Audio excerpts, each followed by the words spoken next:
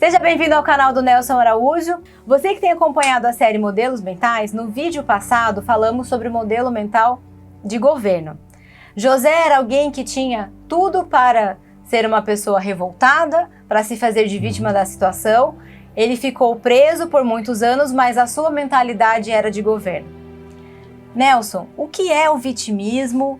Por que José será que não se colocou como vítima das situações? Qual é o diferencial, então, para você não se tornar vítima das situações?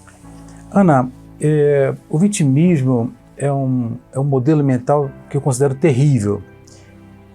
O que é o vitimismo? Ou autocomiseração, ou autopiedade, né? É o olhar apenas para si mesmo. Primeira característica. A pessoa que tem o vitimismo, ela sempre olha para si mesma.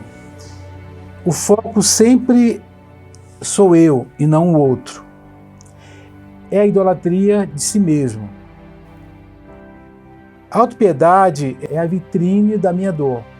É a vitrine que eu coloco para o mundo aí fora, para que todos tenham pena de mim, tenham compaixão de mim. Por isso que esse tipo de comportamento ele acaba sendo mal visto, ele acaba sendo interpretado de maneira muito ruim, quer nas famílias, quer na igreja, quer nas organizações, e é por isso que tem que ser evitado. Na Bíblia, temos algum exemplo de pessoa com mentalidade de vítima? Tá. Temos um caso na Bíblia que muito tem se falado, que é o profeta Elias. O reino do norte estava vivendo uma idolatria terrível, né? Acabe era o rei, Jezabel, uma mulher manipuladora, uma mulher terrível que dominava o marido. Tinha consigo muitos profetas, falsos profetas, e Elias desafiou Acabe, lá no Monte Carmelo, para que ele levasse os 400 profetas de Baal e os 400 profetas de Azera. E lá houve um grande avivamento, Deus fez cair fogo do céu. Se você ler a Bíblia em 1 Reis 18, conta essa história, né? Então houve um grande avivamento ali, Deus derramou fogo, e aí Elias eliminou, matou todos os profetas de Baal. Não deixou que eles escapassem nenhum. Quando Acabe falou para Jezabel o que tinha acontecido, lá em 1 Reis 19, diz assim: Acabe fez saber a Jezabel tudo que Elias havia feito e como matar os profetas à espada. Então Jezabel mandou um mensageiro a Elias dizendo: faça-me os deuses como lhe aprouver, se amanhã a estas horas não fizer a tua vida como fizeste com cada um deles. O que aconteceu? Esse homem de grande avivamento, de grande mover de Deus, que enfrentou muitos profetas inimigos, enfrentou um rei pagão, de repente teve medo da voz de uma mulher, da ameaça de uma mulher, e ele foge daquela região. A Bíblia mostra que Elias entrou numa caverna, está lá em 1 Reis 19, 9, e onde passou a noite. Aí Deus fala com ele, e Deus pergunta: o que fazes aí, Elias? Ele respondeu: tenho sido zeloso pelo Senhor, Deus dos exércitos, porque os filhos de Israel deixaram a tua aliança, derrubaram os teus altares e mataram os teus profetas à espada. E fiquei só eu, apenas, e procuram tirar minha vida. Só que, na verdade, Deus mostrou para Elias que havia muitos profetas que estavam vivos, servindo a Deus, que não se dobraram a Baal. E o interessante, Ana, que eu percebo que o vitimismo é um sabotador que todos nós temos e que ele pode aflorar a qualquer momento. No instante, Elias estava no auge, trazendo grande avivamento à nação, tanto é que a nação voltou-se para Deus, e de repente ele estava numa caverna, apavorado com medo das ameaças de uma mulher. Ou seja, esse sabotador que há na minha vida, que todos nós temos esse sabotador, ele não pode crescer, ele não pode avolumar-se. E esse homem que era tão poderoso, de repente estava lá acuado, com medo daquela mulher pagã, escondido numa caverna. E Deus pergunta para ele: o que estás fazendo aí, Elias? E ele passou a noite toda naquele lugar. Aí Deus manda que ele volte, que ele passe a ungir outros reis, que ele unja também a Eliseu como profeta. E aí o que eu noto? O vitimismo tem que ser uma coisa que a gente nunca pode deixar que ele aconteça na nossa vida. Porque se ele acontecer, a minha vida para, Ana. O vitimismo é um sabotador poderoso que pode estacionar a minha vida no mais alto auge que eu posso estar, no melhor momento da vida. Se o vitimismo me alcançar, automaticamente minha vida estaciona. Por isso que eu tenho que evitar e não fomentar esse tipo de comportamento. Eu percebo nas organizações que pessoas com esse comportamento, elas acabam sendo hostilizadas pelo grupo, porque não se passa para elas responsabilidades, porque ela nunca assume, não se passa para ela desafios, porque ela nunca aceita. Ou seja, uma pessoa que sofre de vitimismo, do modelo mental de vítima, de autocomiseração ou autopiedade, por olhar muito para si mesmo, ela não consegue perceber o horizonte que há para ela. E Deus tem horizonte para a gente, Ana. Muitos horizontes. Mas se eu tiver uma mente de vítima, eu vou estar me bloqueando e me sabotando e jamais poderei experimentar tudo aquilo que Deus tem para a minha vida por causa de um modelo, de um pensamento, refém de sentimentos. E o vitimismo pode acontecer por frustrações, decepções, mágoas, crises. Todos nós estamos sujeitos a isso. O problema é não nos dobrarmos a isso, não nos tornarmos reféns desse modelo que é realmente terrível.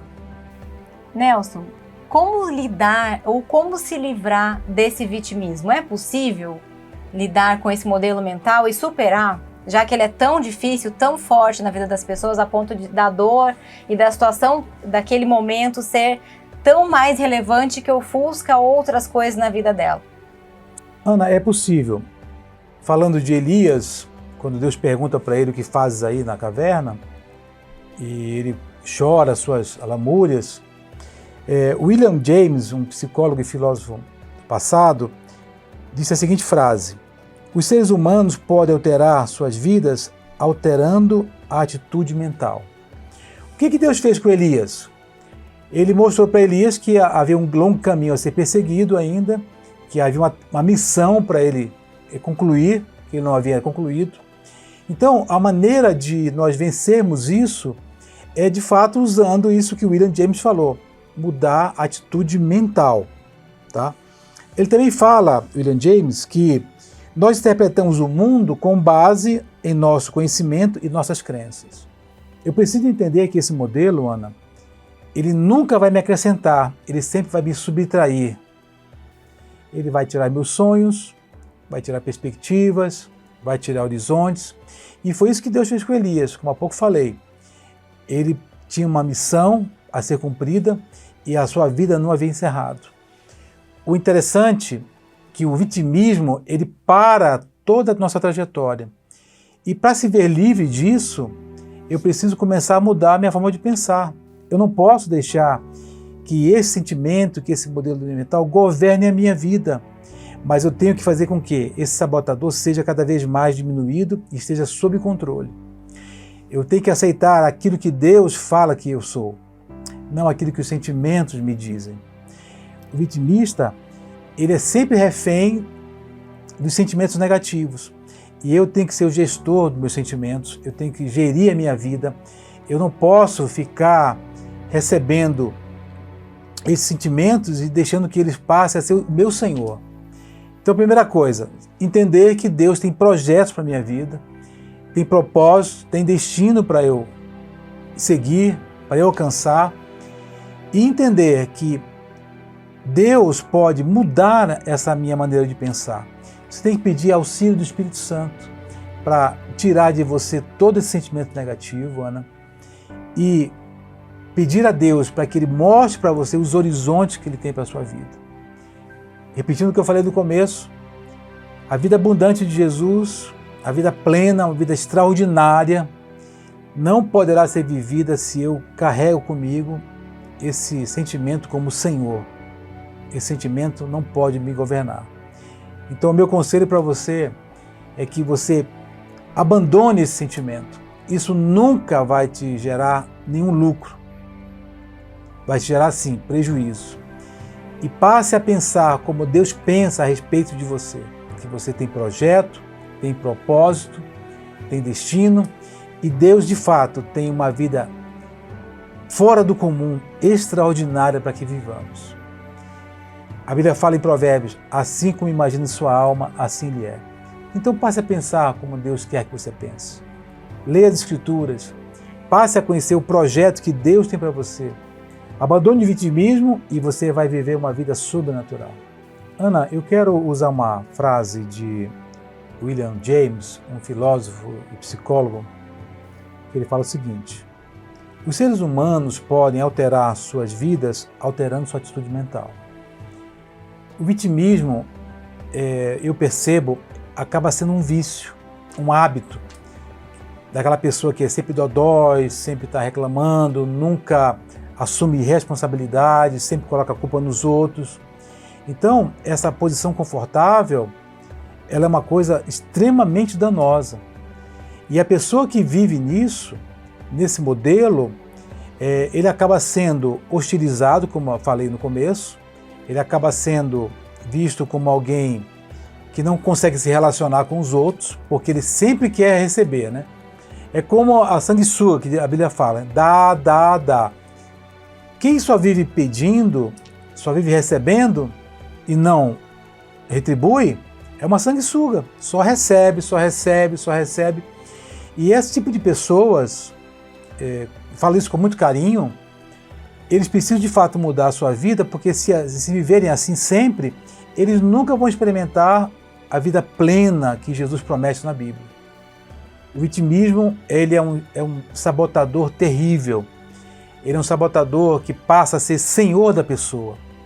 E esse vício, essa conduta de vida, ela nunca vai permitir que alguém possa alcançar os seus objetivos, alcançar patamares maiores, ser de fato uma influência, uma referência na Terra, alguém relevante na sociedade, porque ele sempre quer receber, ele nunca quer dar, ele nunca quer colaborar, ele nunca quer oferecer aos outros algo que ele tem para ajudar e abençoar a sociedade, abençoar a comunidade, abençoar as organizações. Então, o meu conselho é, se você sofre disso, abandone hoje essa prática. Entenda que Deus tem um projeto e um propósito maravilhoso para a tua vida e que esse modelo mental, ele trará muito prejuízo à sua vida e nenhum lucro, nenhuma vantagem, só traz desvantagens. E isso nós temos que evitar. Deus tem projeto para nós, tem uma vida maravilhosa. Eu preciso tirar essa forma de pensar, porque essa forma de fato impede o mover de Deus na minha vida. E eu preciso compreender, tendo a mente de Cristo, o projeto que Deus tem para a minha vida, o projeto que Deus tem para a sua vida, e não permitir que esse sentimento se torne, de fato, o meu maior Senhor. O meu maior Senhor é o Senhor Jesus. E nele eu posso ter horizontes extraordinários, uma vida sobrenatural, mas eu preciso mudar minha mente, deixar esse modelo mental para trás. Siga o modelo mental de governo como José teve no Egito, entrando como escravo, mas com o modelo mental de governo. Faça a diferença. Deixe Deus mudar a sua vida e seja relevante onde você está. Usando uma frase de Robert Schuller, de um de seus livros, floresça onde está plantado. Que Deus te abençoe. Em nome de Jesus. Gostou desse vídeo? Fez diferença na sua vida? Compartilhe esse vídeo, não esqueça de curtir e assine o canal do Nelson Araújo. Te aguardo na próxima série.